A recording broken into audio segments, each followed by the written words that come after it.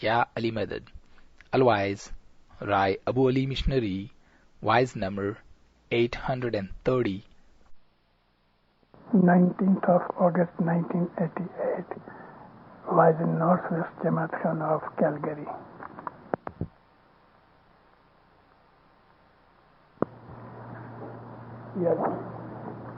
گنان میں لیکن بہت بڑی واقعہ کی ذکر کی ہے. ایک دھوری نے کاندھے دوسروں جائیں جاؤتے کوئی کدام رے جرے پٹا چھوٹا درشتینا تاجوے کھاموئے چھام رے.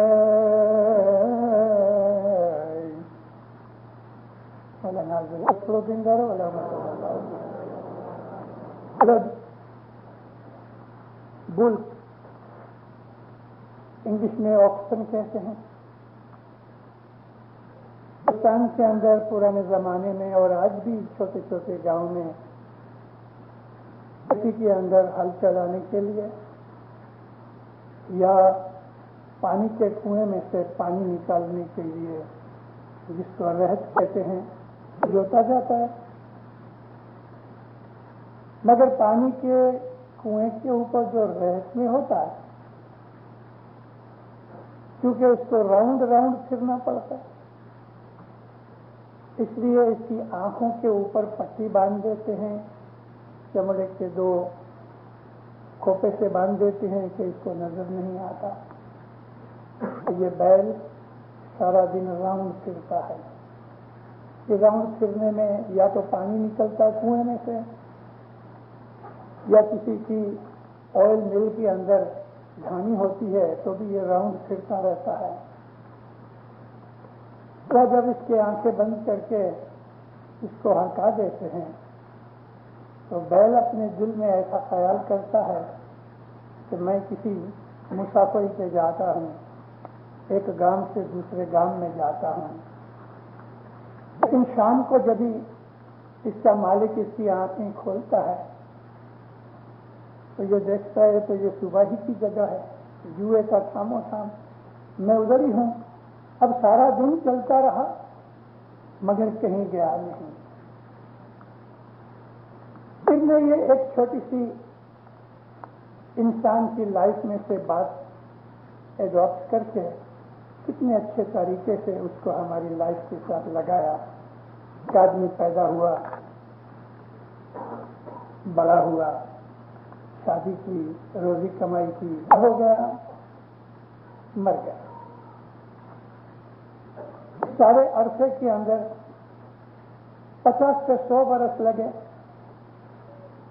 ہماری جو لائف ہے ہمارے خیال کے اندر اس بیل کی طرح چلتی رہی.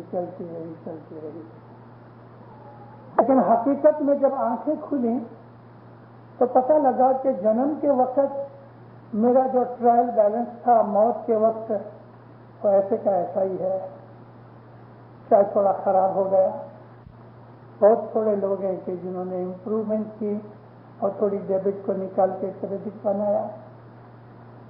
ہماری لائف جو ہے وہ ایک بیل کی طرح ہے, آنکھیں بند ہیں اور چل رہے ہیں. ہمیں عاقبت کا کچھ پتہ نہیں. ہماری انتر کی آنکھیں بند ہیں. انتر کی آنکھیں بند ہونے کی وجہ سے ہماری جو انرجی ویسٹ ہو رہی ہے, یعنی ہم چل رہے ہیں جس کے بیل چل رہا ہے مگر اسے علم نہیں. اسی طرح سے ہماری بھی لائف کھانا پینا عیش آرام کپڑا لتا دنیا کے اندر چل رہی ہے, آنکھیں بند. ہمارا حال پیر نے ایک اور جگہ کہا ہے انسان کو سپنے آتے ہیں, ڈریمز آتے ہیں. ڈریمز جو ہیں روحانی بھی ہیں اور دنیاوی بھی ہیں. روحانی اس لیے کہ بہت دفعہ خدا تعالیٰ اپنے بندوں کو ڈریمز کے اندر، سپنے کے اندر کچھ بشارت دیتا ہے، انسپریشن دیتا ہے، انفارمیشن دیتا ہے. لیکن ہر ایک کو یہ چیز نصیب نہیں ہوتی. جو دنیا کے لوگ ہیں وہ دنیا کے خیالوں کے اندر ہی رہتے ہیں، اور ان کو جو سپنے آتے ہیں وہ بھی دنیا کے خیالوں ہی کے آتے ہیں. بہت تھوڑے ایسے لوگ ہیں جو روحانی لوگ ہیں، جو عبادت کرتے ہیں. ان کا خدا تعالیٰ سپنوں میں کبھی کبھی اس قسم کی بخششیں دیتا ہے. آدمی کے سپنے سچے نہیں ہوتے. رسول و نبیوں کو بھی خدا تعالیٰ نے بہت دفعہ اپنے پیغام، اپنے میسج سپنے میں دیے. یہ کہتے ہیں کہ ایک بڑا بکھاری جیسا آدمی تھا. اس کو ہندوستانی زبان کے اندر رانک کہتے ہیں. رانک مینز پاپر، پھوٹی کوڑی بھی جس کے پاس نہ ہو. اور وہ ہمیشہ یہ خیال کرتا ہے کہ کبھی میرے کو بھی موٹر ملے، میرے کو بھی بنگلہ ملے. اس کو ڈے ڈریمز کہتے ہیں. یہ ڈے ڈریمنگ لگ بھگ سب آدمی کرتے ہیں. ونکور کے اندر ایک چھوکرا ہے، کام کاج نہیں کرتا. اس کو اس کی ماں نے بہت سمجھایا. ایک دفعہ میں ہر بدھوار اور سیٹرڈے سنیچروار کو 649 کی میں $2 ملین لگا. میں نے کہا ٹھیک ہے، مبارک ہو جائے. مگر جب ملین لگیں گے تبھی کی بات نہیں. اور جو باتیں ہوئی اس کی مجھے کہنے کی ضرورت نہیں. تو ایسے بہت سے لوگ ہیں کہ جو ڈے ڈریمنگ کرتے ہیں، عمل نہیں ہوتا. تو پھر کہتے ہیں کہ ایک ایسا رنگ تھا، وہ سو گیا. اس کو سپنے آیا، میں دیکھتا کہ میں راجا بن گیا. جی ایک رنگ سو سپنوں لادھوں، جانے سپنا ماں پامیوں بار، سپنا ماں پامیوں راج،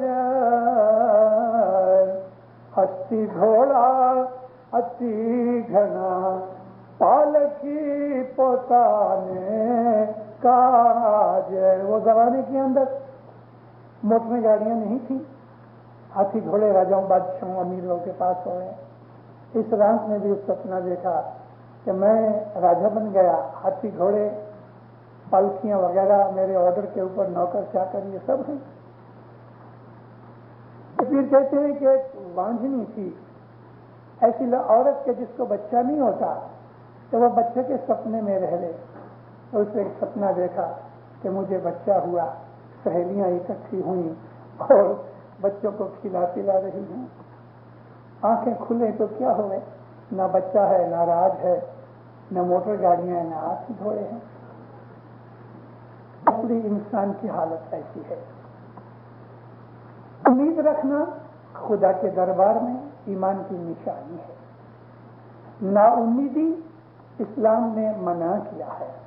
اللہ تعالیٰ نے زور دے کے کہا ہے کہ خدا کی رحمت سے کبھی بھی نراش مت بنو. آدمی ہمیشہ نراشاوادی ہوئے، جس کی کوئی آشا ہوئے ہی نہیں، اور ہوئے تو یہی کہ یہ کیا ہونے والا ہے، یہ تو کبھی نہیں. ایسے نراشاوادی کو اسلام نے دھتکارا ہے. اللہ کہتا ہے لا تقنطوا من رحمت اللہ، خدا کی رحمت سے کبھی بھی ڈس اپوائنٹ مت ہو.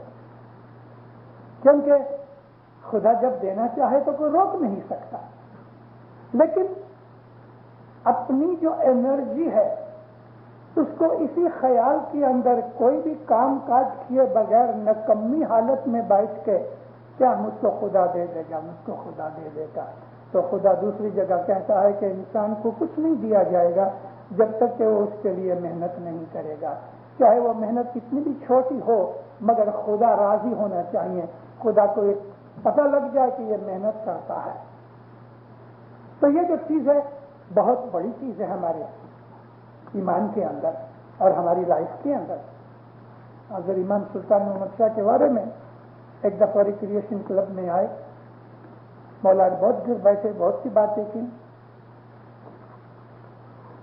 ہمارا کاغذ لاؤ، پین لاؤ. پین اور کاغذ دیا گیا. دھنی سلامت نے اپنے ہاتھ سے لکھا. بہت سے لوگوں کو یہ یاد بھی ہوگا یہ دو جو سینٹینسز ہیں. Struggle is the meaning of life. Full stop کیا. وکٹری اور defeat is in the hands of God. But struggle is man's duty and should be his joy. محنت کرنا ہماری زندگی کا مقصد ہے. اللہ تعالیٰ نے ہمیں اس دنیا کے اندر محنت کرنے کے لیے پیدا کیا ہے، تاکہ اس لیے ہم محنت کریں کہ خدا کی خدائی چلے، جنریشنز پیدا ہوں. محنت کر کے ان بچوں کو جو ہم نے پیدا کیے خدا کی مشیت اور مرضی سے، ان کو ہم کھانا پینا کھلائیں، ایجوکیٹ کریں، مومن بنائیں، نیک عادتیں سکھائیں اور ایک دنیا میں نیک انسان کے طور پہ جیون جی سکیں.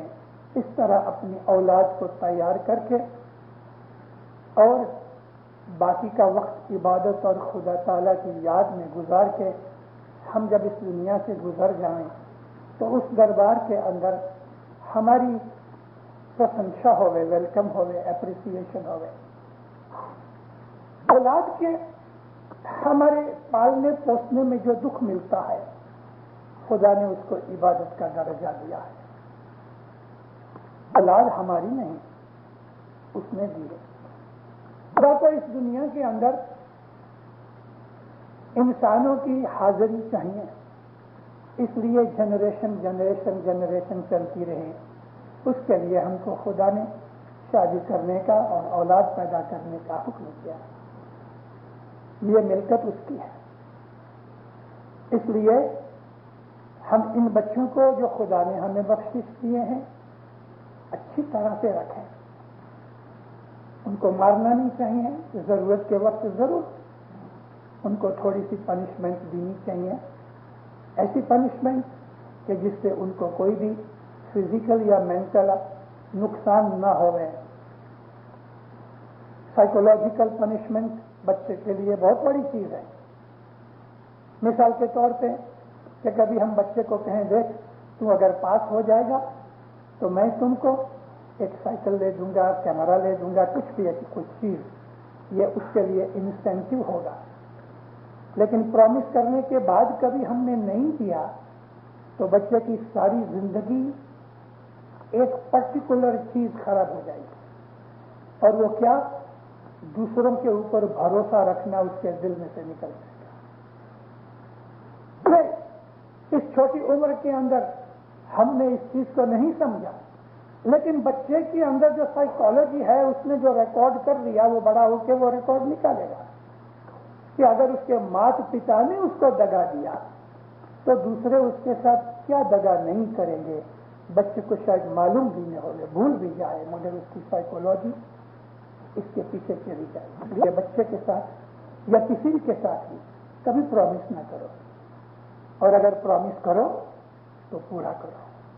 یہی بات مذہب کے اندر ہے کہ خدا کے ساتھ پرومس کیا ہے تو ایٹ اینی پرائس اس کو پورا کرو.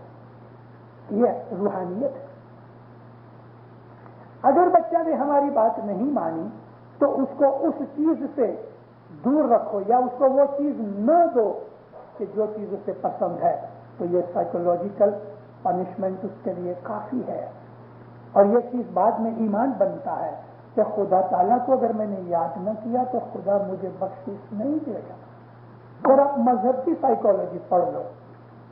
مذہب کے اندر جو ہمیں حکم کیے گئے ہیں وہ انسانی سائیکالوجی ہے، اور یہی چائلڈ سائیکالوجی کی بنیاد اور فاؤنڈیشن ہے. ڈریمنگ جو ہے نا یہ ان لوگوں کے لیے ہوتی ہیں کہ جو آدمیوں کے اندر عمل کی شکتی نہیں ہوتی، مگر جو آدمی عمل والے ہیں، ایکٹیو ہیں، جو آدمی پرنسپل والے ہیں، جو محنت کرنے والے ہیں، دینداروں وہ بھی ڈے ڈریمنگ کرتے ہیں، مگر ان کی ڈے ڈریمنگ میں فرق یہ ہے کہ وہ سوچ کے ایک اسکیم بناتے ہیں اور اس پہ عمل کرتے ہیں۔ حسن بن صبا اکیلا آدمی عالموت کے قیام اور بنیاد رکھنے کے لیے یہ ڈے ڈریمنگ کرتا تھا، مگر یہ ڈے ڈریمنگ ناکام آدمی کی طرح نہیں تھی، یہ پازیٹو، اور وہ اپنے پلانس ہٹا بتا کے سیٹ کرتا تھا، اور آخر اس نے ایک پلان، ایک اسکیم بنائی اور اس کے اوپر عمل کر کے اس نے دکھا دیا دنیا کو کہ ایک سنگل آدمی عالموت کی پہاڑیوں کے اوپر راج قائم کر سکتا ہے، کہ جو راج 1-2 برس میں مٹ نہیں گیا، 171 ایئرز چلا۔ 171 ایئرز عالموت میں ہمارا راج چلا۔ حسن بن صبا تو کبھی کا گزر گیا، اور مٹ کیوں گیا؟ مٹ اس لیے گیا کہ اسماعیلی اس وقت 171 ایئرز کے بعد ڈھیلے ہو گئے، بیکار ہو گئے، بے عمل ہو گئے، اور ان میں آپس کے اندر ایک دلی یونٹی نہ رہی۔ اگرچہ ان میں اچھے لوگ بہت تھے، عابد بھی تھے، مگر دشمن کی، شیطان کی بہت بڑی فورس کے سامنے لڑنے کے باوجود بھی آخر ان کو ہارنا پڑا۔ بہت زور شور سے لڑے۔ ہلاکو خان کا لشکر 3 لاکھ آدمی لے کے عالموت کے اوپر چڑھ آیا، اور اس کے سامنے ہماری 80,000 کا بھی لشکر نہیں تھا، بہت 30,000 آدمی نکال سکے ایٹ اے ٹائم۔ عالموت کا قلعہ 10 مہینے تک رہا، مگر وہ تاتاری جو لشکر تھا 10 مہینے کے اندر بھی اس لشکر کو جیت نہ سکا۔ مگر جب ہمارے اندر بے دلی پھیل گئی، ہم لڑے، بہت زور شور سے لڑے۔ ایک دن ایسی لڑائی ہوئی کہ 30,000 اسماعیلی مارے گئے، اور 30,000 کتنے میں؟ 1,00,000 آدمیوں کے اندر سے 30,000 آدمی مارے گئے، بہت بڑی چیز ہے۔ آپ دیکھ لو کہ اسماعیلیوں نے کتنے زور شور سے لڑائی کی، اور لشکر 3 لاکھ کا ہے۔ ان میں اچھے لوگ ضرور تھے، لیکن یک دلی نہیں تھی، اس لیے زور ٹوٹ گیا۔ مگر اچھا یہ ہوا کہ اس درمیان عالموت میں سے بچوں کو، عورتوں کو، اور جو بہت ضروری لوگ تھے ان لوگوں کو نکال دیا گیا، اور آخر عالموت کو اسماعیلیوں نے ہی اپنے ہاتھوں سے توڑ کے خاک کر دیا، مگر ان دشمنوں کے ہاتھوں میں کچھ نہ دیا۔ اس لیے ہمارے لیے بہت کچھ بیان کرتی ہے۔ اسماعیلیوں نے بڑے بڑے کام کیے ہیں، بہت بڑے بڑے کام کیے ہیں، بعض دفعہ تو سنگل ہینڈڈ کام کیے ہیں۔ موروکو کے اندر جب یہ راج قائم کیا تو کیا تھا؟ ایک دائی تھا، ادھر حسن بن صبا اکیلا تھا کہ جس نے عالموت میں راج قائم کیا، ادھر بھی دائی ابو الحسن تھا اکیلا موروکو کے اندر۔ بعد میں اس کے دوسرے بھائی وغیرہ ابو عبداللہ اور ابو شیخ اور ابو علی وغیرہ آئے۔ یہ ادھر 2 برس رہا، بربر قوم کو اس نے اسماعیلی مذہب میں داخل کیا، امام کا راج قائم کر کے مولا کو کہا آ جاؤ۔ ہمارے اماموں نے کبھی راج بنایا نہیں، اس کو راج بنانے کی ضرورت بھی نہیں، اسماعیلیوں نے راج بنایا۔ اور امام کو جا کے کہا یا مولا کرسی پہ آ کے بیٹھ جاؤ، تو مولا آ کے بیٹھ گیا۔ جب ہم آپس کے اندر بے دل ہو گئے تو مولا اٹھ کے چلا گیا، راج ختم ہو گیا۔ میں نے یہ بات اس لیے سنائی کہ انسان کے اندر خدا نے بڑی طاقت دی ہے، اور وہ طاقت ہے عمل کی، وہ طاقت ہے ایکشن کی،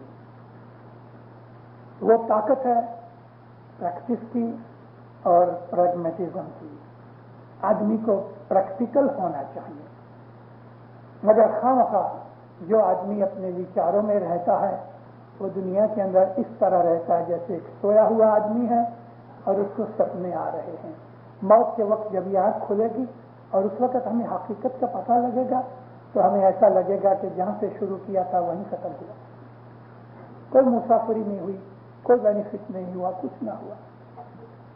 کون سی چیزیں ہیں کہ جو ہمارے لیے آخرت اور عاقبت کے لیے اچھی ہیں، آج کی جو دنیا ہے دینداروں، وہ تو دن بدن نیچے منہ کر کے اتر رہی ہے۔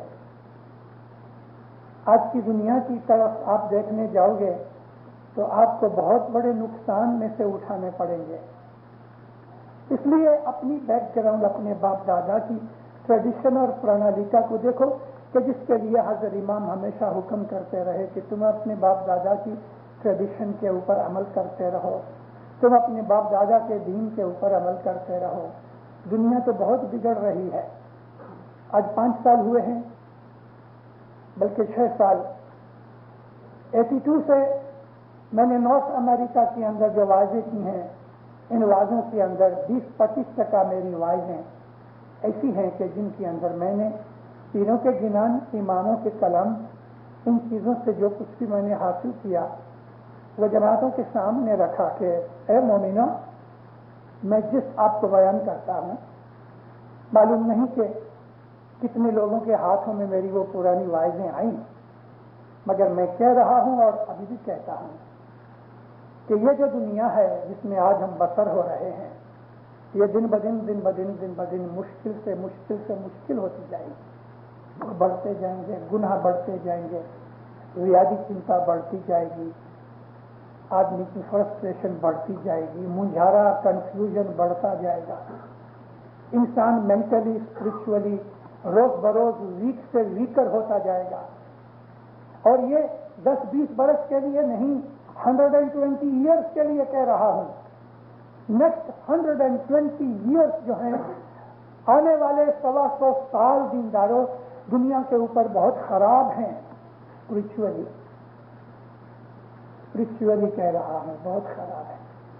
اور اسپرچولی جو چیزیں ہمارے مذہب کے ساتھ، ایمان کے ساتھ لگی ہیں، وہ بھی گرتی جائیں گی، خراب ہوتی جائیں گی۔ مثال کے طور پہ کٹمب، قبیلے، بھائی بہن، ان کی محبتیں گھٹتی جائیں گی۔ یاری دوستی کے اندر بھی سنسیئرٹی، آنیسٹی نکل جائے گی۔ سگے بھائی لڑیں گے، باپ بیٹے لڑیں گے، یہ سب چیزیں ہمیں گنان میں سے ملتی ہیں۔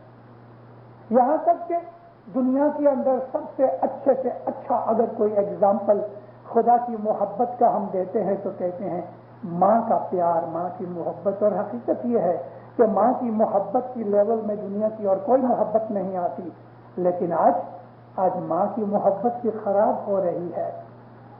2 ویک پہلے ایک ماں نے ایروپلین کی لیبورٹری کے اندر بچہ جنا اور اس کو لپاٹ کے اور گاربیج جہاں رکھتے ہیں وہاں اس کو پھنسا کے نکل گئی۔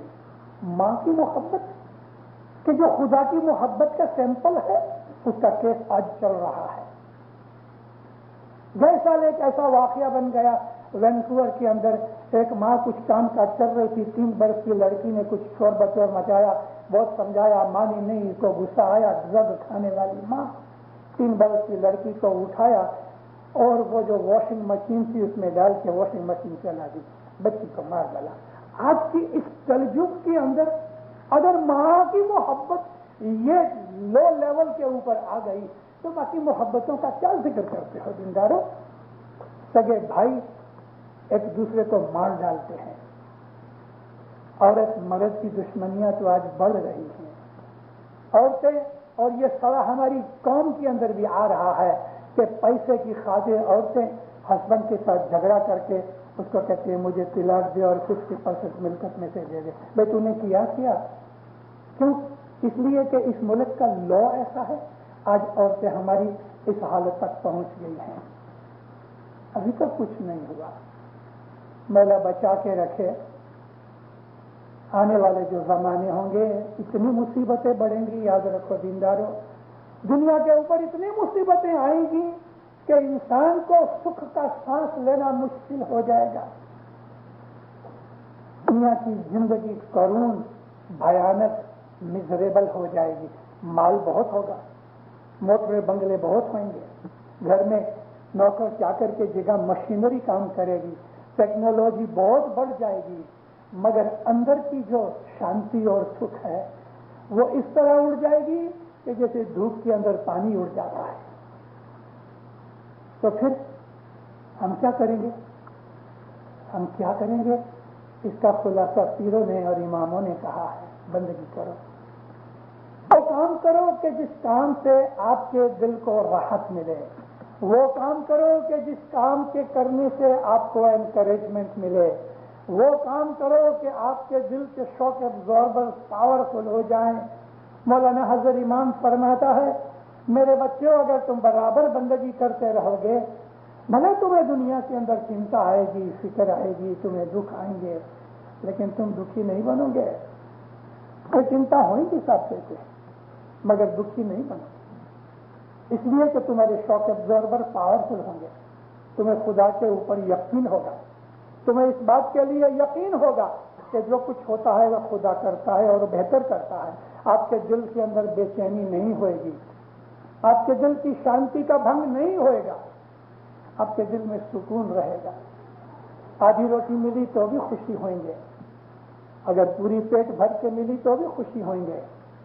پھر شمس نے ہم کو 900 برس پہلے یہ سائیکالوجی 2 شبدوں کے اندر سمجھا دی ہے جی، آوے تو روزی نہیں تو روزہ، ایسا دھیان میرے شاہ جی سو دھرنا ہے دی اللہ۔ آئی تو روزی کھاؤ، نہیں ملا روزہ رکھ لو، اس کے اندر بھید ہے۔ یہ ظاہر کے شبدوں کو مت پکڑو، آج تو روزی خدا سب کو دیتا ہے، اور کینیڈا کے اندر تو کوئی بھوکا کبھی سویا نہیں، اگر جس کے پاس کچھ نہیں ہے تو گورنمنٹ اس کو کھانا بھی دیتی ہے، کھانا کھلائے بغیر تو خدا کسی کو کھلاتا نہیں، سوا کہ وہ آدمی خدا سے منہ پھیرا لے لے، اور بات ہے۔ مگر آوے تو روزی کا مطلب یہ ہے کہ خدا آپ کو جس حالت میں رکھے، اگر سکھ ملا ہے آمین کرو، شکر کرو، خدا نے 2 پیسے دیے ہیں شکر گزاری کرو، خدا نے کچھ عزت دی ہے شکر گزاری کرو، خدا نے کچھ اور دیا ہے بخشش دی ہے شکر گزاری کرو، مغرور نہیں بنو، ابھیمانی نہ بنو۔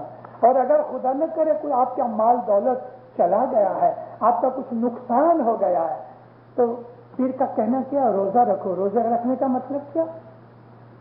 شکایت مت کرو، کمپلینٹ مت کرو، ہائے ہو نہ کرو، صبر کر کے اس کو اٹھا لو۔ صبر و سکون جو ہے وہ انسان کے دل کو راحت میں رکھتا ہے، جس حالت کے اندر خدا تعالیٰ رکھتا ہے۔ پھر صدر نے فرمایا ہے، مرسا میرا جو راکھت میں رہی ہے ست جیتیا 5 پانڈواں۔ خداوند کس طرح تمہیں رکھتا ہے اس طرح رکھو۔ ہم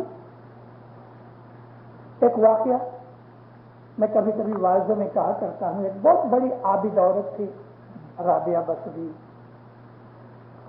دنیا بھر کے واعظ کرنے والے رابعہ بصری کا ذکر کبھی کبھی اپنی واعظوں میں کرتے ہیں۔ بڑی عابدہ عورت تھی۔ ایک رات کو کھانا کھایا، شکر گزاری کی، ایک آدھ روٹی کچھ بچ کے لپیٹ کے اس نے رکھ دی۔ چراغ جو تھا بتی بجھا کے خدا کی عبادت میں بیٹھی تھی، کسی نے دروازہ نوک کیا، واپس چراغ جلایا، دروازہ کھول کے دیکھا تو 2 جوان لڑکے کھڑے تھے۔ کہتے اماں ہم مسافر ہیں، باہر سردی بھی بہت ہے اور رات کا آسرا چاہتے ہیں اگر ملے۔ اچھا، ہٹ گئی کہ آؤ بیٹا بیٹھو۔ بیٹھے، کہاں سے آئے ہو؟ کہاں؟ تو ذرا شرمار تھا، چپ رہا۔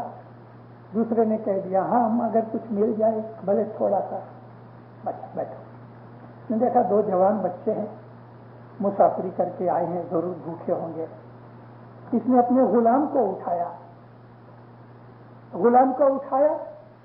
اور ایک روٹی یہ ابھی کی بچی تھی، ایک گئی کال کی بچی ہوئی تھی، یہ روٹی اکٹھی کر کے اس نے لپیٹی، غلام کو کہا کہ یہ 2 روٹیاں باہر جا کے فقیروں کو دے آؤ۔ آدمی سن رہے ہیں، وہ کہتے ہیں ہم بھوکے ہیں اور ہم کو 2 روٹیاں دینے کی بجائے یہ اماں کہہ رہی ہے غلام کو باہر فقیروں کو دے آؤ. تو مطلب ایک دوسرے کی آنکھوں کو دیکھ کے کہتے ہیں رات فاقہ سے نکالو. بیٹھی رہی, باتیں کرتی رہی. اب ان کے پیٹ کے اندر بھوک کے خیالات ہاں ہم کرے اچھی طرح دھیان سے نہیں, لیکن وہ تو جانتی تھی عابدہ بائی تھی. خوب باتیں کرائیں. تھوڑی تھوڑی دیر کے بعد ذرا ان کو نیند بھی آنے لگی تو پھر باتیں کرا کے ہوشیار کرے جگاتی رہی. اور اتنے میں کیا ہوا, کسی نے دروازہ نوک کیا. وہ اس کا غلام تو آگے سو گیا. اٹھی, دروازہ کھولا. ایک غلام تھا, ہاتھ کے اندر اس نے ایک ٹرے پکڑی ہوئی. تو کہتا ہے اماں رابعہ کا گھر یہ ہے؟ کہنے لگی ہاں. کہ میری مالکن نے آپ کے لیے تھوڑا کھانا بھیجا ہے. 18 روٹیاں تھیں, 18. بند کر کے کہتی ہے یہ میرے لیے نہیں ہے. مگر اماں رابعہ آپ ہیں نا؟ کہ ہاں میں ہوں. تو میری مالکن نے آپ کے لیے بھیجی ہیں. کہنے لگی جو میرے لیے بھیجی ہیں تو یہ 20 روٹیاں ہونی چاہیے, 18 کیوں ہیں؟ تو وہ غلام جو تھا ڈر گیا, فوراً نیچے سب سامان رکھا, شیشے میں سے 2 روٹیاں نکال کے اس نے رکھی. کہتی میری مالکن نے کہنا میں نے 2 روٹی ڈالی تھی. خبردار ایسا پھر نہ کیا کرو. بس دروازہ بند کر کے روٹیاں لے کے ان کے سامنے رکھی. 20 روٹیاں اور سالنا. کہتی ہے پیٹ بھر کے کھاؤ.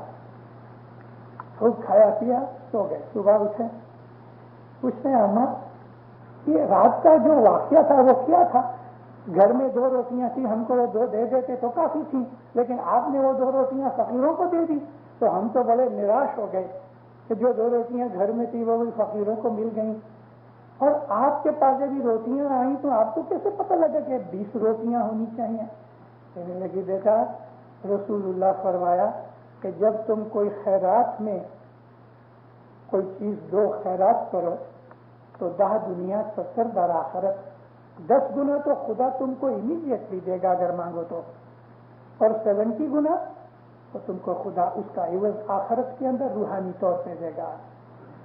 تو میں نے اللہ کو کہا ہے اللہ تیرے مہمان میرے گھر میں آئے ہیں, جوان بچے ہیں, بھوکے ہیں, میری یہ 2 روٹیاں تو ان کو پوری نہ ہوں گی. میں تیرے نام پر یہ خیرات کرتی ہوں, مجھے ابھی 20 روٹیاں بھیج. اور اللہ نے میرے لیے آواز سن لی, میری دعا سن لی. تو 10 دنیا 70 در آخرت. مطلب میرا کہنے کا یہ ہے کہ جو عبادت والے ہوتے ہیں, جو خدا کو جانتے ہیں, اس پر بھروسہ رکھتے ہیں, ان کے دلوں میں ایک طرح کا یقین اور طراوت ہوتی ہے. ان کے دلوں میں کبھی بھی بوجھارا نہیں ہوتا. خدا کے اوپر یقین رکھنا بہت بڑی بات ہے. ہم اپنی دعا کے اندر 2-3 جگہ توکل کا نام لیتے ہیں. توکل کا مطلب یہی ہے کہ خدا کے اوپر بھروسہ کیا جائے, اور جو کچھ بھی خدا نے آپ کو دیا ہے اس کو صرف اپنا مت سمجھو, وہ خدا کا مال ہے. کسی کو $10 دیے ہیں تو کسی کو $10 لاکھ دیے ہیں, یہ سب خدا کا مال ہے. دینداروں, ہماری اسماعیلی مذہب کی ایک فلسفی ہے دستمند کے لیے. ہم لوگ ایسا سمجھتے ہیں کہ ہم کو یہ کہا گیا کہ تم $8 پیدا کرو, کماؤ, تو $1 مولا کو دے دو. لیکن فلسفی یہ ہے کہ ہم نے بیعت کرتے وقت اسماعیلی مذہب کی, میں ڈیوٹی کی بات کرتا ہوں, حضرت امام کو جب ہم نے بیعت کی تو ہم نے پرامس لیا کہ میرا تن من دھن سب تیرا ہے, جان مال اولاد سب ہم نے مولا کو سپرد کر دی. یہ اسماعیلی مذہب کا تھیم ہے, یہ اسماعیلی مذہب کا پرنسپل ہے, یہ اسماعیلی مذہب کا سب سے بڑا فنڈامنٹل ہے کہ امام جس کو ہم خدا کا نور مان کے اپنا سب کچھ اس کو سونپ دیتے ہیں. ابھی جب تک ہم نے یہ نہیں کیا تب تک ہم نے امام کی بیعت نہیں کی. امام کی بیعت کرنے کے بعد بھی جس نے من کے اندر کوئی آپس میں شک پیدا کر دیا تو اس کی بیعت کے اندر کریک ہو جاتا ہے. اس کو وہ بینیفٹ نہیں ملتے کہ جو ایک سچے اسماعیلی کو امام کی بیعت کرنے پہ ہوتے ہیں. کیوں کہ اس نے اپنے دل میں شک پیدا کیا. تو ہم جو کچھ بھی کمانی کرتے ہیں اس کا مالک وہ ہے. $8 میں نے پیدا کیے تو یہ 8 کے 8 ڈالر مولا کے پاؤں کے اندر رکھ دینا چاہتا ہوں. حضرت امام کیا کرتے ہیں؟ اس میں سے $1 لے کے کہتے ہیں یہ باقی کے 7 ہیں، یہ تیرے کو میں واپرنے کے لیے تجھے بخشش دیتا ہوں. تو حضرت امام کو 8واں حصہ نہیں دیتے، حضرت امام ہم کو 7 حصے بخشش دیتے ہیں. ہم حضرت امام کو $1 نہیں دیتے، حضرت امام ہم کو $7 بخشش دیتے ہیں. یہ 8 کے 8 حصے. اسماعیلی مذہب کو اگر جاننا ہے، یہ نیاز کی لیا اور 3 وقت کی دعا پڑھ لی، ہم سمجھے کہ ہم نے اسماعیلی مذہب سمجھ لیا. نہیں دیندارا، اسماعیلی مذہب ہے، یہ صوفیزم ہے، یہ مسٹسزم ہے. اس مذہب کو جاننے کے لیے بہت بڑا دل گردہ چاہیے، اور وہ کوئی بہت بڑی چیز بھی نہیں ہے. دل کو طاقت دے کے امام کو سب کچھ سونپ دینا چاہیے، اور پھر دیکھو آپ کو کیا کیا دیتا ہے. بادشاہوں کے جو غلام ہوتے ہیں وہ چھوٹے موٹے راجاؤں سے زیادہ ہوتے ہیں، ان کا حکم بھی چلتا ہے، ان کے پاس بڑی ستا بھی ہوتی ہے. حضرت امام کے نور کی شناخت کر کے اس کو جب ہم اپنا امام مان کے سب کچھ اس کو دے دیتے ہیں تو اس کو تو ہمارے پیسے کی ضرورت نہیں ہے، وہ تو ہمارا دل دیکھتا ہے. ایک چھوٹی سی مثال میں ایک لاجک کے طور پہ دیا کرتا ہوں کہ باپ بازار سے چاکلیٹ خرید کے لے کے آیا، بیٹے کے ہاتھ میں دیا. 2-3 برس کا لڑکا ہے، اٹھایا، کس کیا، ہگ کیا اور اس کو چاکلیٹ دی. چاکلیٹ دیکھ کے بہت خوش ہوا. کینیڈین چھوکرا ہوئے تو ماں کہتی ہے بول دے دی کو تھینک یو دے دی. چھوکرے کے ہاتھ میں پوزیشن آیا، باپ کہتا ہے 1 ٹکڑا میرے کو دے تو وہ اس کا ریپر کھول کے 1 ٹکڑا باپ کے منہ میں ڈالتا ہے. کیا باپ اس کے ٹکڑے کا محتاج؟ باپ نے اپنے بیٹے سے 1 ٹکڑا چاکلیٹ کا مانگا تو کیا باپ اس بیٹے کا محتاج ہے؟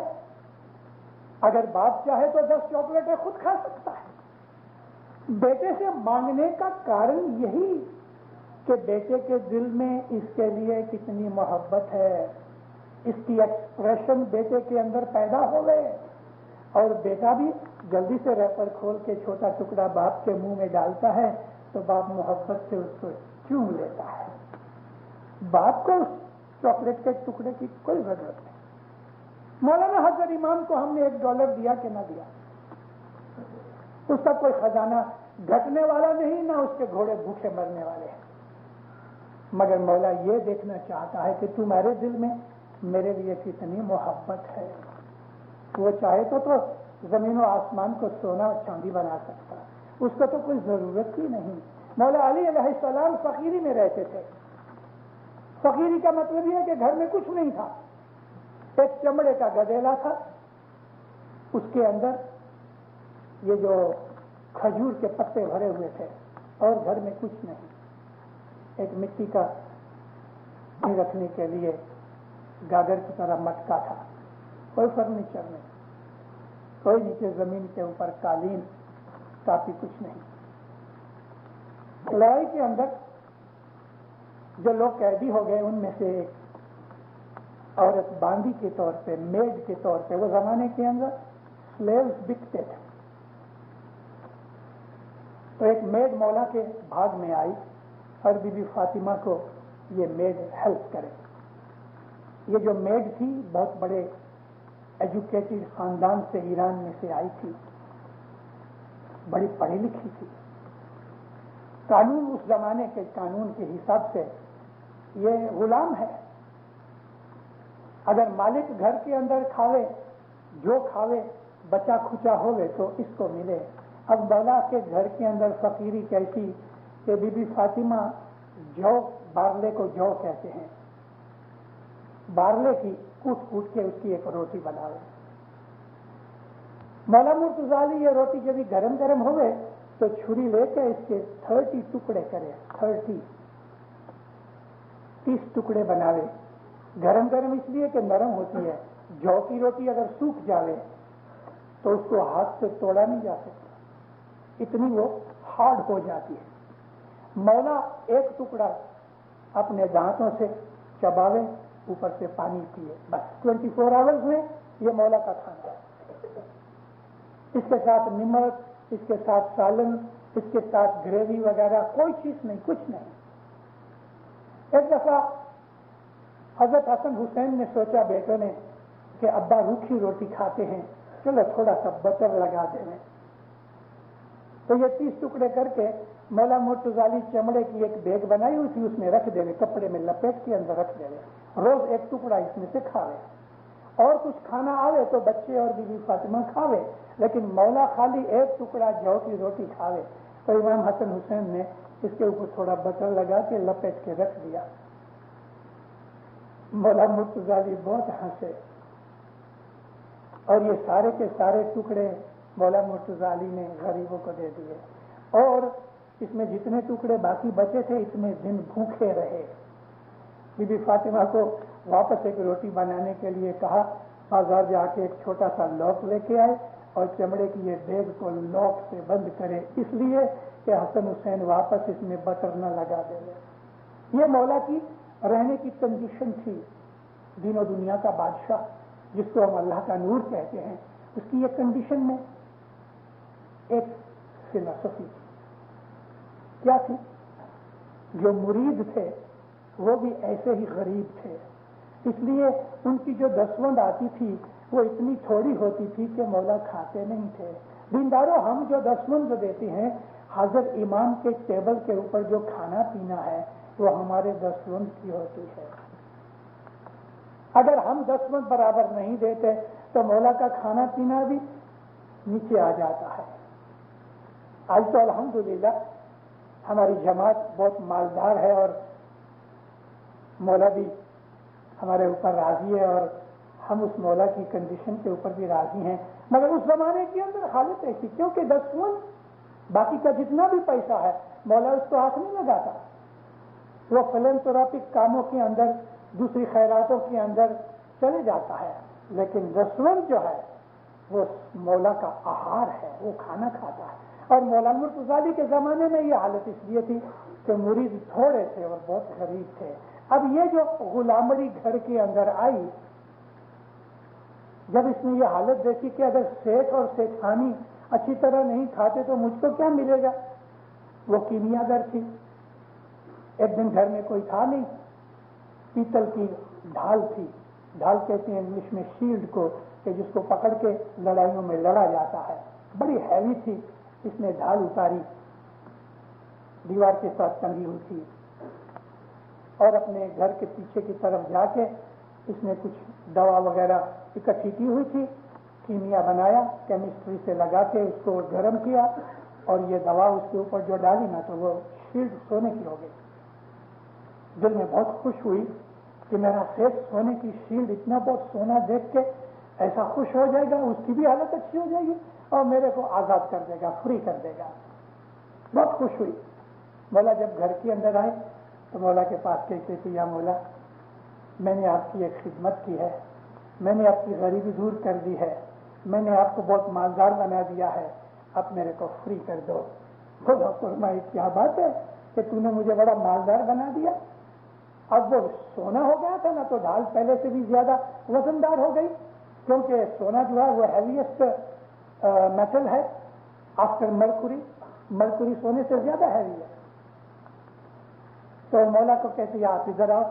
مولا گئے تو شیلڈ پڑی ہوئی تھی، اتنی بڑی شیلڈ سونے کی بنی ہوئی، کہتی میں نے سونے کی بنا دی۔ مولا بہت ہاں تو تم نے مجھے مالدار بنا دیا۔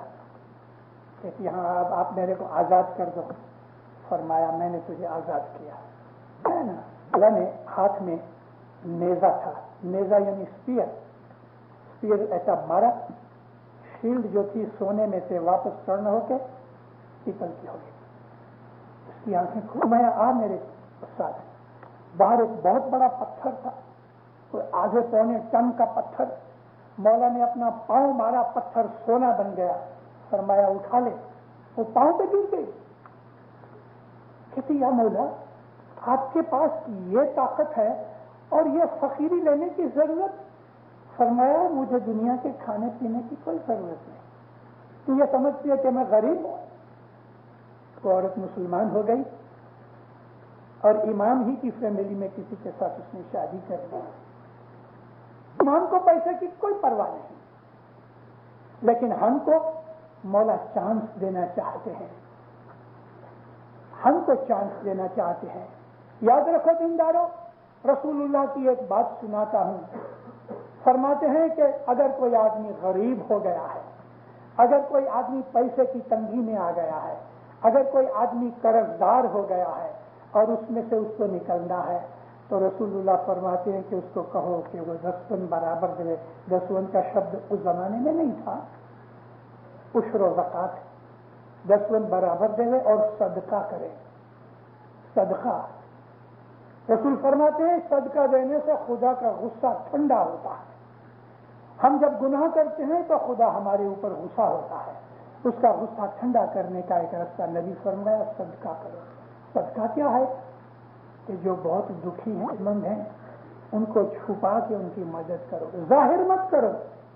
نبی فرمایا اگر تمہارے رائٹ ہینڈ میں کسی کو کچھ دیا ہے تو تمہارے لیفٹ ہینڈ کو بھی پتہ نہیں ہونا چاہیے کہ اس کو کتنا دیا ہے. غریبوں کی، محتاجوں کی، مسکینوں کی مدد کرو. تو یہ جو مدد ہے نا، یہ خدا تعالیٰ کے غصے کو ٹھنڈا کرتی ہے. یہ مدد خدا تعالیٰ کو خوش کرتی ہے. ایک دوسرے کی مدد کرنے سے ایک دوسرے کو خیرات، جو خصوصاً طور پہ غریب اور فقیر اور ایسے ہیں کہ جو بیچارے مجبور ہیں، ان کی مدد کرنے میں خدا بہت راضی ہوتا ہے. اور جو اسپرٹ ہے ہماری انہینس ہوتی ہے. یعنی ہماری ارے صرف اس کو اچھی صلاح دے کے مدد کرو گے نا تو یہ بھی خدا کے دربار کے اندر خیرات کے طور پہ مانی جاتی ہے. رسول اللہ فرمایا کہ تم اپنے بھائی کے ساتھ ہنس کے مل دو، یعنی اس کو سلام کرتے وقت اسمائل کرو، تو تمہارا جو اسمائل ہے نا یہ بھی چیریٹی ہے. کیسا ہمارا دین اچھا ہے. Even a smile is a charity. منہ ایسا غصے میں اور کرون شیپ میں اور چڑا ہوا مت رکھو، خوش منہ رکھو، ہنستے رہو، خوشی رہو. سڑے ہوئی طبیعت مت رکھو، چڑی ہوئی طبیعت مت رکھو، تو چھڑائی پنا مت رکھو. اپنے دل کو بھی پاک صاف اور خوشی رکھو، اپنے چہرے کو بھی پاک صاف اور خوشی رکھو. یہ بھی ایک خدا تعالیٰ کے دربار کے اندر نیکی اور خیرات ہے. موسیٰ علیہ السلام خدا کے پاس طور پہاڑ پہ گئے. موسیٰ علیہ السلام کے زمانے میں ان کی عادت یہ تھی کہ ویک میں ایک دن کوہتور پہ جاتے تھے. یہ جو طور کا پہاڑ ہے، اسرائیل اور ایجپٹ کی جو بارڈر ہے نا، یہاں یہ طور کا پہاڑ ہے. اس علاقے کو طور سینا کہتے ہیں، جس کو انگلش میں سائنائی ڈیزرٹ کہتے ہیں. یہاں وہ پہاڑ تھا کہ جو خدا کی تجلی پڑنے سے جل کے بلیک پاؤڈر بن گیا. تو اس پہاڑ کے اوپر موسیٰ نبی جا کے خدا کی ملاقات کیا کرتے تھے. یہیں سے ایک دفعہ واپس آئے تو 10 ٹیبلٹس لے کے آئے، جس کو 10 کمانڈمنٹس کہتے ہیں. ایک دن موسیٰ اوپر گئے، اللہ کو سلام کیا. موسیٰ کیا بات ہے؟ کہ خدایا یہ فرعون جو ہے، اس زمانے میں فرعون بادشاہ تھا نا، رمسیس تھا. عرض کیا کہ خدایا یہ کافر لوگوں کو ستاتا ہے، تجھے مانتا نہیں، خود خدائی کا دعویٰ کرتا ہے، تو اس کو دنیا میں سے ختم کر دے. فرمایا موسیٰ اچھا تیرا اگر یہی کہنا ہے تو چلو میں قبول کرتا ہوں. یا خدایا کبھی ختم ہوگا؟ فرمایا تو بتا. تو موسیٰ نے کہا یا اللہ 1 برس میں. اچھا برس نکل گیا، برس نکل گیا، خدا کا وعدہ عمل میں نہیں آیا. موسیٰ بڑا حیران، دوڑا گیا، اے خدایا تم نے کہا تھا 1 برس میں ختم ہو جائے گا، لیکن یا اللہ کچھ نہیں ہوا. موسیٰ میں کیا کروں؟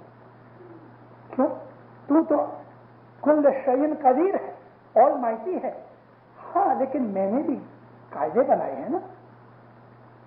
2000 آدمیوں کو روز یہ کھانا کھلاتا ہے. 2000 آدمی ڈیلی فرعون کا پکایا ہوا کھانا کھاتے ہیں اور پھر اس کے لیے دعا مانگتے ہیں. اے موسیٰ ان 2000 کے اندر تو کوئی تو ایسا ہے کہ جس کی دعا میں رد نہیں کرتا. یہ 2000 آدمی کھانا کھاتے ہیں، میں اس کو برباد کیسے کر سکتا ہوں؟ تو یا خدایا میں کیا کروں کہ تو یہ کھانا بند کروا تو یہ مر جائے گا. تو موسیٰ نبی واپس آئے اور کچھ آدمیوں کو ملا کے انہوں نے کچھ ایسی گڑبڑ وغیرہ کی کہ وہ کھانا پینے ارینجمنٹ وغیرہ تھی نا وہ بند ہو گئی، اور 6 مہینے کے اندر فرعون تباہ برباد ہو گیا، ڈوب گیا سمندر کے اندر۔ 1938 اپریل مہینے میں بامبے میں اپنی جماعت کی ایک بہت بڑی پیسے والی مگر بہت فلنتھروپک چیریٹی کرنے والی فیملی تھی، وہ اسماعیلی مذہب سے نکل گئی۔ ان کو سمجھانے کے لیے مشنری ورتے جی اور میں ہم دونوں ان کے گھر پہ گئے تھے ان کو سمجھانے کے لیے، بہت لمبا قصہ ہے ابھی میں بیان نہیں کرتا، مگر وہ ٹس مس نہ ہوئے، لیڈروں کی ضد کے کارن سے اس نے مذہب چھوڑا۔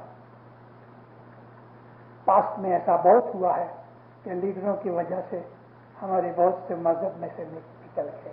قائد اعظم محمد علی جناح نے پارسی عورت کے ساتھ شادی کی، جماعت کے لیڈروں نے قبول نہیں کیا، قائد اعظم اس کے بعد کبھی جماعت کھانے آیا ہی نہیں، وہ اثنا عشری نہیں ہوا، سنی نہیں ہوا، لیکن اس نے مذہب چھوڑ دیا، مذہب پریکٹیکل مذہب چھوڑ دیا۔ تو یہ جو آدمی تھے ان کو ہم سمجھانے کے لیے گئے، عورتیں روئیں، ان کی مائیں روئیں، خیر یہ مانے نہیں۔ 8-10 برس ہو گئے، ان کی دن بدن چڑھتی ہوتی رہی، تو کسی آدمی نے اپنی مہمانی میں امام سلطان محمد شاہ کو رکھ کیا کہ خدا ولی یہ کسارے والے دن بدن چڑھتے ہیں، مذہب سے نکل گئے، آپ کے وضو بولتے ہیں۔ حضرت امام فرمایا تمہیں معلوم ہے کہ اس کی سخاوت کتنی ہے؟ وہ سخاوت کی وجہ سے ان کی چڑھتی ہے۔ پتہ ہے کون؟ حبیب بینک والے والا کہتے ہیں، یعنی کہ ان کا اصل کام کیا تھا کہ چاہے اس کے تانبے پیتل کے یہ سفری اور برتن باسن بیچتے تھے، اس کے لیے کسارے والے پڑ گئے، دن بدن چڑھتی۔ بمبئی کے درخانہ جماعت خانے کے سامنے ایک چال ہے جس کے اندر یتیم لڑکیوں کو یہ کسارے والے یہ آج دیکھو میں اس جماعت خانے کے اندر امام کے گھر میں ان لوگوں کی وکھان کی تعریف کی باتیں کرتا ہوں کہ جو اپنے مذہب میں سے نکل گئے، لیکن تعریف اس لیے کرتا ہوں کہ ان کے اعمال ایسے ہیں۔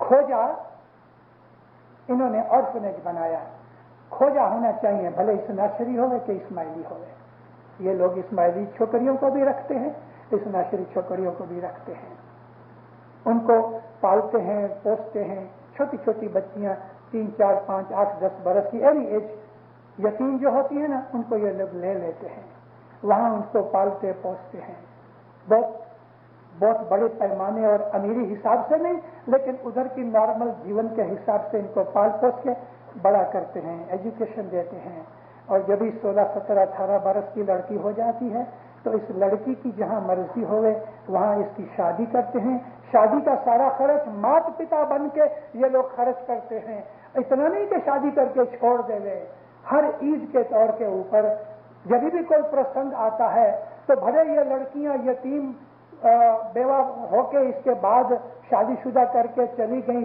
20 برس ہو گئے، مگر ان کے گھروں میں عید تہوار کے اوپر یہ کچھ نہ کچھ تحفہ پریزنٹ بھیج دیتے ہیں۔ آج تک ان کی اتنی خیرات ہے، ان کا ایک ہاسپٹل چلتا ہے کہ اس ہاسپٹل کے اندر اگر کوئی آدمی لکھ دے رہے کہ میری توفیق نہیں ہے پیسہ دینے کی تو اس کو پوچھتے نہیں ہیں کہ تو پروف لا، اس کی زبان کو قبول کرتے ہیں، 1 سینٹ نہیں لیتے۔ یہ ان لوگوں کی سخاوتیں ہیں جن سخاوتوں کی وجہ سے چڑھتے رہے۔ ارے فرعون جیسے کے لیے موسیٰ نبی نے جب دعا مانگی اور خدا نے کہا کہ 1 برس کے اندر یہ میں مار ڈالوں اس کو، تو نہیں مرا، اس لیے خیرات کرتا تھا، چیریٹی کرتا تھا، دوسروں کی مدد کرتا تھا۔ مومنوں آپ نے کبھی 10 آدمیوں کو کچھ دیا، مدد کی، اس میں سے کسی ایک آدمی کی ایسی دعا لگ جاتی خدا کے دربار میں کہ ہمارا بیڑا پار کر دیتی، ہماری مشکلیں دور کر دیتی، ہمارے آگے بڑھا دیتی، یہ برکتیں لے کے آتی ہیں۔ کس کی دعا خدا کے دربار میں قبول ہوتی ہے وہ تو صرف خدا ہی جانتا ہے، لیکن ہم جب کسی کی مدد کرتے ہیں، ہم جو مدد چاہے پیسے کی ہوئے چاہے زبان کی، یعنی اس کو دلاسا دیو، اس کو 2 اچھے شبد بولو، اگر کوئی اپنا دکھ رونے کے لیے آیا ہے تو کنٹالا مت کرو، اس کا دکھ آرام سے سنو اور پھر اس کے لیے دعا کرو، خدا بہت راضی ہوتا ہے۔ یہ جو دنیا ہے میں نے آپ کو عرض کی کہ ہمیں ایک دن مر جانا ہے، ہماری ساری 150 برس کی زندگی ایک ڈریم ہو جائے گی، ایک سپنا ہو جائے گی. وہاں کیا ہے وہ صرف خدا کو منظور ہے. لیکن جب تک ہم اس دنیا کے اندر موجود ہیں ہم اپنی روزی کمانی کے اندر دوسروں کو بھی بھاگیدار سمجھیں. یہ خدا نے مجھے جو دولت دی ہے میری اکیلے کی نہیں، اس کے اندر ساری دنیا کے محتاجوں کا اس میں حصہ ہے، چاہے تھوڑا مگر ہے. آپ نے اگر 1 پیسہ بھی اچھی نیت سے کسی کو دیا تو وہ 100 روپئے سے بھی زیادہ ہے. یہ جو چیزیں ہیں نا مذہب کی، یہ ہماری روحانیت کو ترقی دینے والی چیزیں ہیں. مولانا حضرت امام ہمارے پاس سے جو کچھ بھی ہم اس کو عرض کر کے مولا کے پاؤں میں ہم تحفے کے طور پہ دیتے ہیں، مولا یہ دنیا کے اندر خرچ کرتا ہے. اس کی خرچ کی مدد اتنی ہے، بعض پرائیویٹیں کہہ نہیں سکتے، لیکن ہمارے اوپر بھی یہ فرض آتا ہے کہ دین بھائیوں کی مدد کرو اور اپنے پیسے میں سے خیرات کرو. 10 مال واجب برابر ادا کرنے کے بعد آپ جو خیر خیرات کرو گے اس کے اندر بہت فائدہ ہوگا. آپ کی اولاد کو اس کا سکھ اور عوض ملے گا. مولا دین و دنیا کے اندر آپ لوگوں کو سکھی آباد کریں، ایمان کی سلامتی دے، حقیقتی سمجھ دے، ایمان مضبوط کرے. مولا باپا آپ کی نیک مراد نیک دعائیں قبول کرے، دسن سکریت میں پورا رکھے. مولا دنیا کے اندر دین میں آپ کی ہمیشہ چڑھتی کرے. آپ کی جان مال میں، آبرو عزت میں، روزی کمانی تندرستی میں، مال و دولت میں آپ کی اولاد کو دین دنیا کے اندر برکت دے، سکھ دے، خوشیاں دے، آبادیاں دے، سلامتیاں دے. مولا سکھی آباد رکھے.